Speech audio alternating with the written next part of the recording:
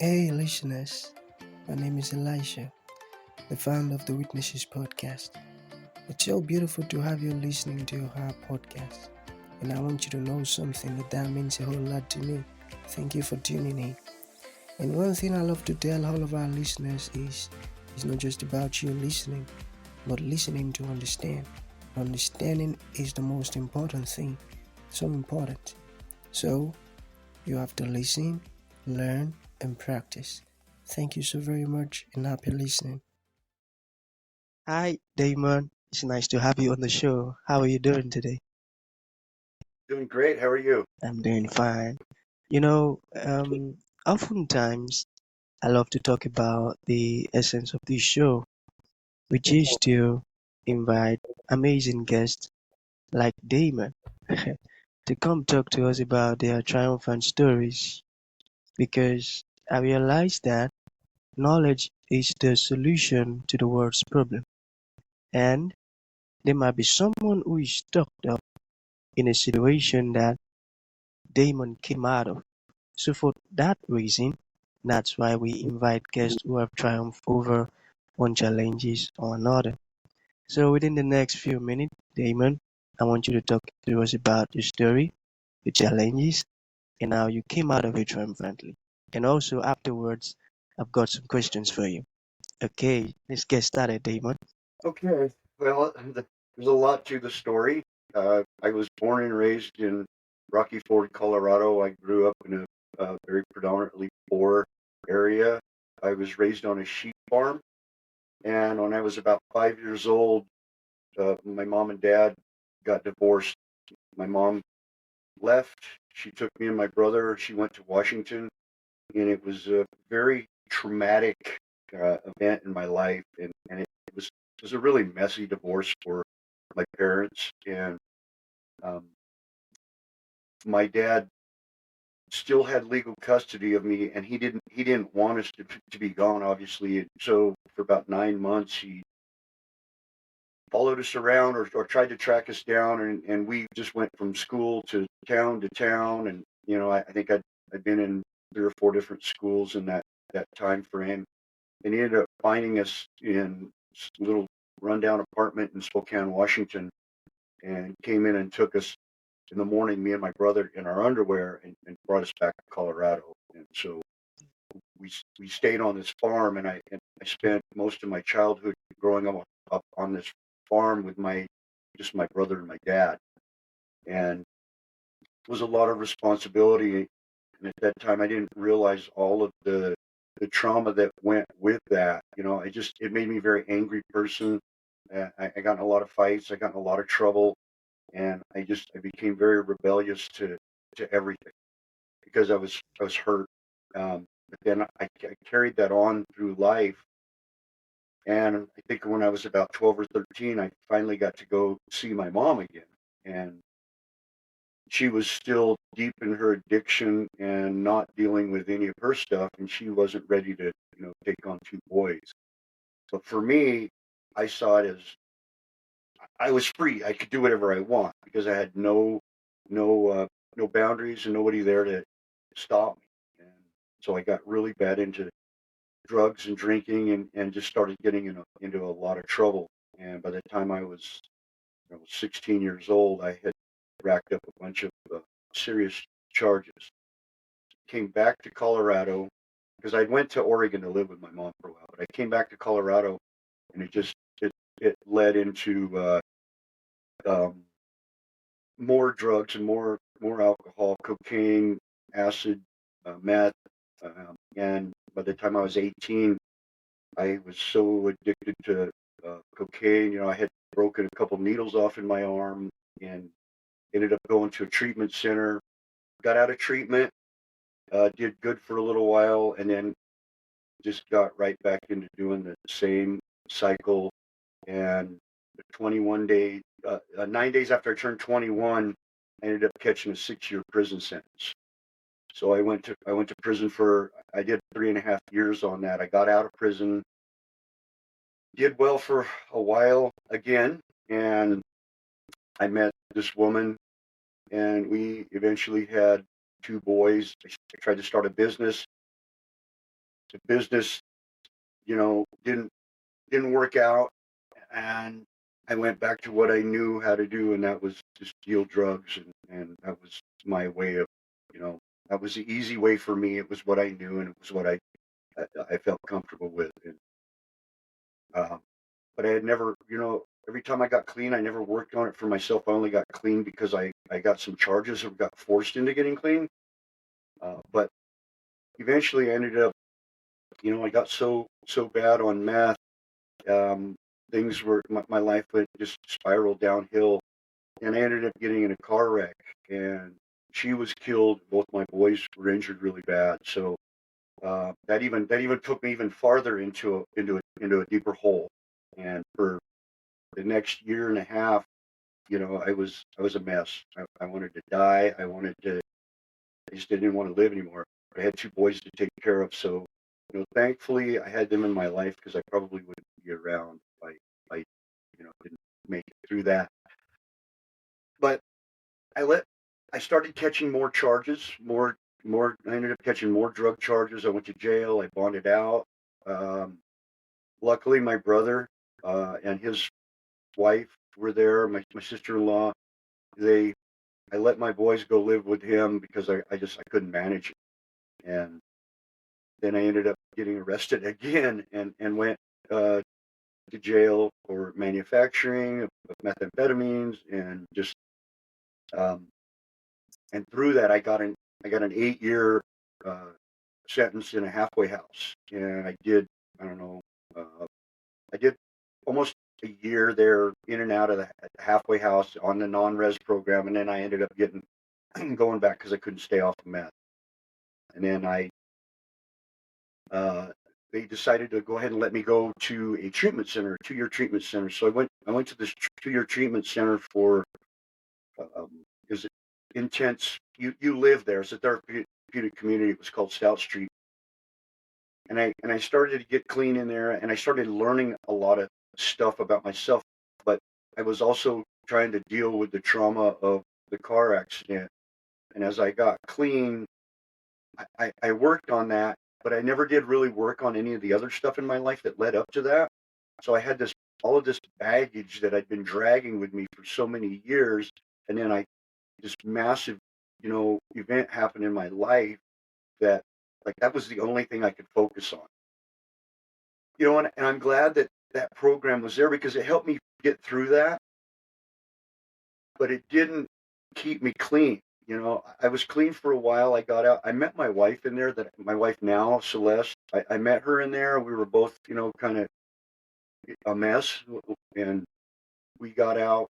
I was out about 6 months. I ended up running into her at an NA meeting about 6 months after I got out, and I stayed clean and sober for a while, and we got together.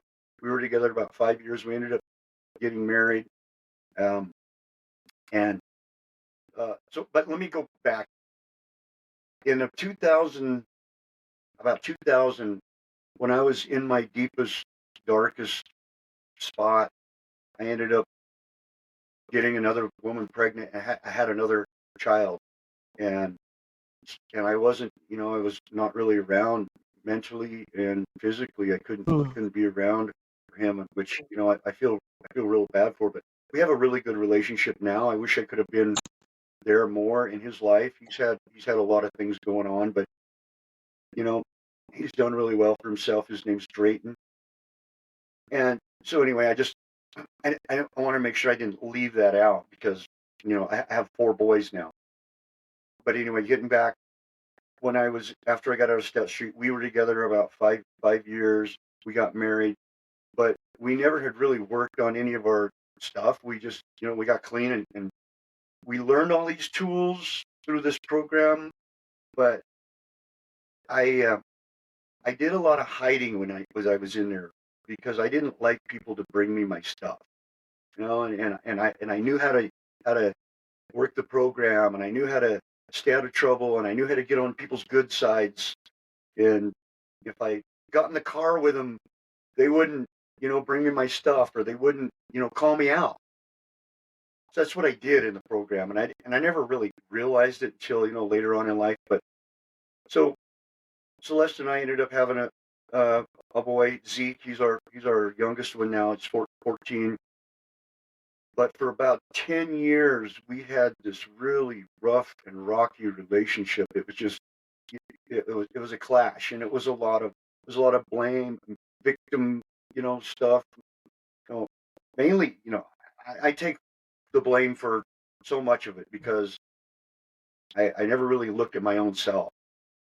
But in 2014, you know, uh, the drugs started creeping back into my life, and I got back into meth, and we were both deep in our addictions. We had grown apart to the point where she had given me divorce papers. She was ready to divorce me. She had, you know, and I don't blame her. I never signed them, and we ended up having a police raid. I bought a stolen motorcycle. I had drugs on me. The police came to my house after they had arrested me on this motorcycle. They destroyed my house and they took our boy, and just like our world had fallen apart again. And the court put a restraining order on us so we couldn't see each other, and it wasn't anything that we had done. It's just, they, because I had such a track record, they really had it in for me, and they were doing everything they could to keep me in jail, and I bond out. And then they would arrest her. She ended up going to jail several times just because they were trying to get at me. And luckily we got through all of that. But that was the point where I had decided that I hated who I had become. I never realized that I would be that person in my life. Like, I'm like, how many times do I got to go through the same cycle? And what do I got to do different? And I really had to start looking at myself and decide that I have to make a change. And that was the first time, I think, in my life that I wanted to change for myself and not for my kids or because whatever. And it was just, you know what, I want to be a completely different person. And I also realized I don't want anything in my life the same as it was. I don't want to continue going to a 9 to 5 job.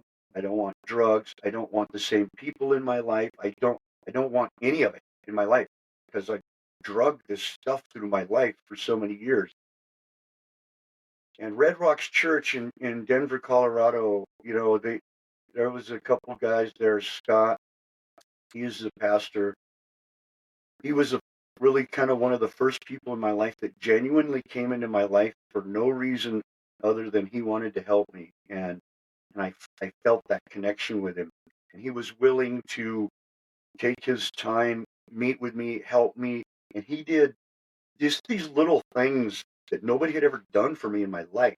Like, that surprised me. And I'm just like, wow. But it also let me know that, I had turned my life over to God. And it also let me know that, what, there was a God and there was something higher than me, you know. Uh, but it took me down a different path, and it started showing me things that I'd never seen before, and it helped me uh, take steps in my life to fix my marriage, and like everything that I wanted to do was like I gotta go out and I gotta actively find this stuff, and not just I have to take this class because it's a requirement, or I have to go to this meeting, this relapse prevention group, this sobriety group, this whatever. Like, none of it worked because I didn't want to do it myself. But I got clean. I started following a different path. I was like, what does it take to become an entrepreneur? And I started going to these different, real estate meetups, and I found that it was a whole different bunch of people. The people in these groups, their motive was to like help other people, and I'd never had that in my life before because all of the people that were in my life, they all wanted something. They wanted drugs, or they wanted money, or they would bring you down just to try to make themselves look better, and that was what I was used to. So it took me a while to get used to different people that had a different motive, and it's like helping people. And through that, I learned real estate, started learning how to, treat people different. And I became successful. And I moved back to the town where I left in handcuffs and shackles. You know, it had been 15 years. And I wasn't very well received when I came back, or wasn't very well liked, but now I am. I've been here for several years. I've cleaned up a lot of rundown properties. I put a lot of real estate back on the market that's been, ran down for a while. I opened a restaurant, and I hired a lot of people.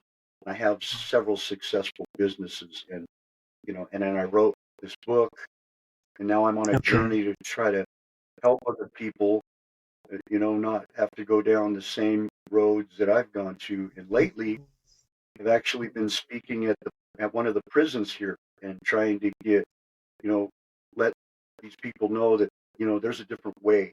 But it Yeah. it took one or one person in my life to make me see things completely different. So Mhm. just kind of Mhm. in short, that's kind of my story. So, I'll go ahead and if you got some questions or anything, you go ahead and Yeah, fire yeah, away. sure, sure. I've got some questions.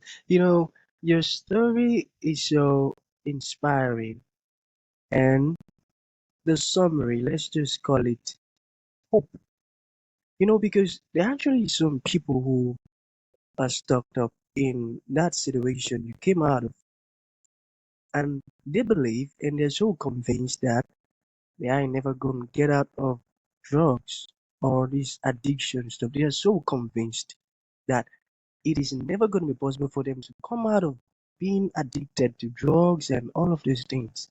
But if someone like that get to listen to this podcast, the person is going to feel hope again. There is still hope. Okay, so Damon, I've got two questions for you. Are you ready? Okay. All right. Yes. So this is also very important. After you lost your spouse, um, how were you able to rebuild a meaningful relationship again? Take for instance someone who lost a spouse now, and ever since then, it has been so difficult to rebuild a meaningful relationship. How can that kind of person build a meaningful relationship again? You got it? Yes.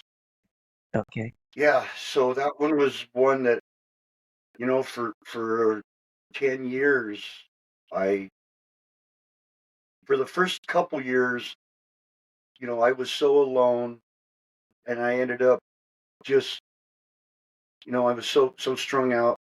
I ended up taking, somebody that came along, and for me it was, it was just basically sex, and it was kind of a rebound thing because, I don't think I had the capacity to love at that time because I couldn't love myself.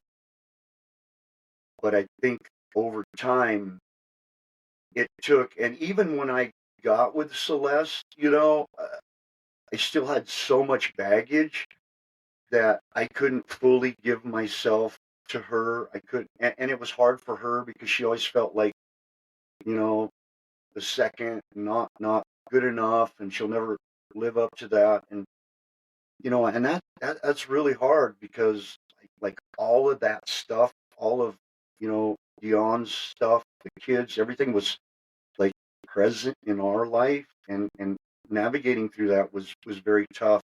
But in the last probably 7, 8 years, I have really intentionally. So it took me having to work on myself, and the one of the biggest things was the shame and the guilt. Those two things I really, because I still deal with some of the guilt. I don't deal so much with the shame because I don't feel ashamed like I used to. I felt shameful for what I did, and once I come to realize that, it was an accident, I could have.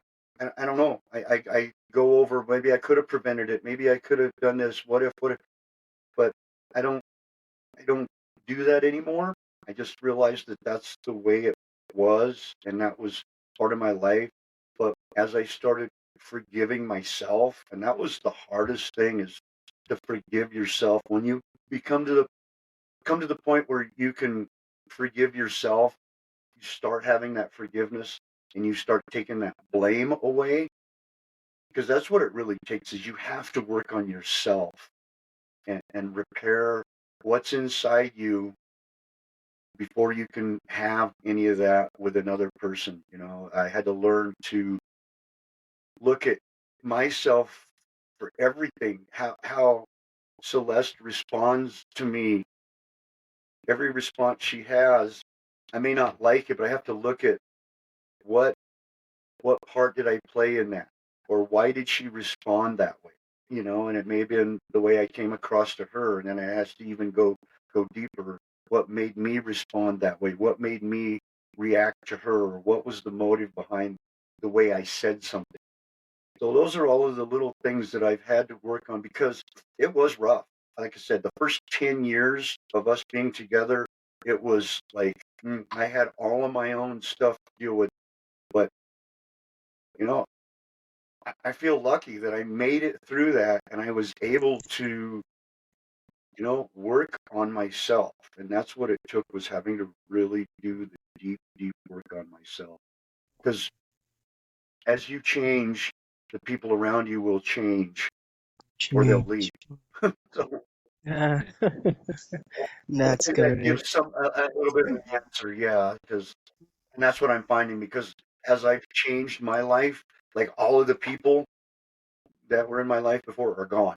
They Hmm. don't like it, or they're not on the So, same they're not on the same. answering that question.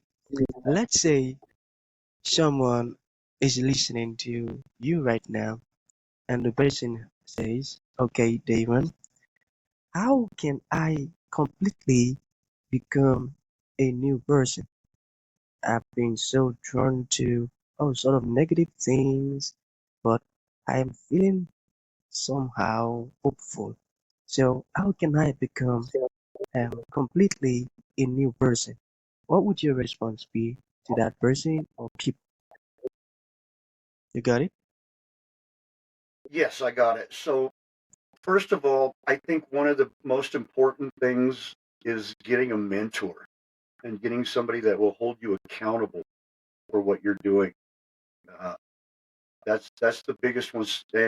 And you know, I've had so many people that had degrees, or I went through counseling. I've seen different types of psychologists and psychiatrists, and they didn't work. But it took finding somebody uh, that I felt good with, and it wasn't somebody that had a degree, and it wasn't somebody that had whatever. It's just somebody that I resonated with and I felt comfortable with, somebody that I felt safe with. And I think that's the biggest thing, is being able to feel safe and vulnerable, and even maybe somebody that's gone through the same things as you, especially when it comes to drugs and alcohol. You, I wouldn't listen to anybody that hadn't been there, and I see that with a lot of people too, and that's why I think I resonate so well with so many of the people at prison, because I sat in their same seat, and I give them hope that, it doesn't matter where you're at. I have 8 felonies. I started doing drugs when I was about 12, 13 years old, up until the time I was in my mid 40s. So I spent a lifetime of just spinning in and out of these cycles, and I felt like there was no hope for me. But it doesn't matter where you're at in life. I'm 55 years old, and you know, a big part of that is your physical health. When you start putting your physical health, your mental health, you know, just what you put into your body, you work a little bit on becoming better every day. That's what it takes. So, but getting a mentor, having that, that desire to change and really wanting to change, having that mentor, and finding, you know, what what's your purpose in life? What do you want to do? Where do you want to be a year from now? What do you want to be 5 years from now? You figure that out, and then what does that take? You know, who do who do I have to, put into my life so that I can have that. One of the biggest things was masterminds. I started going to these. I go to a lot of mastermind groups. You can find free groups, even if it's real estate seminars. There's a lot of them around. Real estate seminars are a great place to meet great people that have a different mindset. And so that's the biggest thing is also changing that mindset. So there's so many different factors that go into that, but when you change the way you Yeah. think about things, Yeah. it makes a big difference. So Exactly. Exactly. Whoa. Damon, you've been such a great blessing to me and definitely to anyone who's going to be listening to this podcast. I tell you, your words are filled with so much insight that are going to be of a great help to anyone in need of them.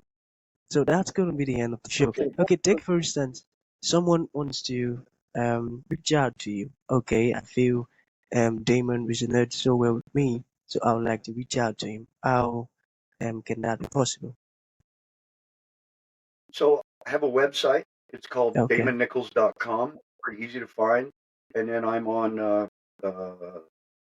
Facebook at Damon Nichols and Instagram Damon R Nichols. You could also my book is on Amazon. It's called The Breakout Blueprint. So there's okay, different ways of reaching out. I'm offering a course right now that's helping people get into to start a business and make the transition from that life to a completely different lifestyle. So I want to really show people, especially if you've dealt with those kinds of things. If you have baggage that haunts you, felonies or criminal charges or anything like that, I found ways around that. I've actually found ways to get past gatekeepers. So okay. Thank you. It's so nice to know that your book is available on Amazon. Okay, that's good. What's the title of the book again? it's called The Breakout Blueprint. I have it. Okay, the Breakout I don't know if you. Blueprint. Okay. Yes. Oh, beautiful cover. Okay. All right. That's good. All right. So, thank you so very much for honoring the invite, Damon. Thank you for your time. It means a whole lot. Okay. Well, thank you, and it was great to talk to you. Thank you for tuning in to this incredible episode. Your support means the world to us, and we truly value you. We look forward to having you join us for the next episode. If you enjoyed what you heard, please consider rating and reviewing us on Apple Podcasts. Your feedback is greatly appreciated.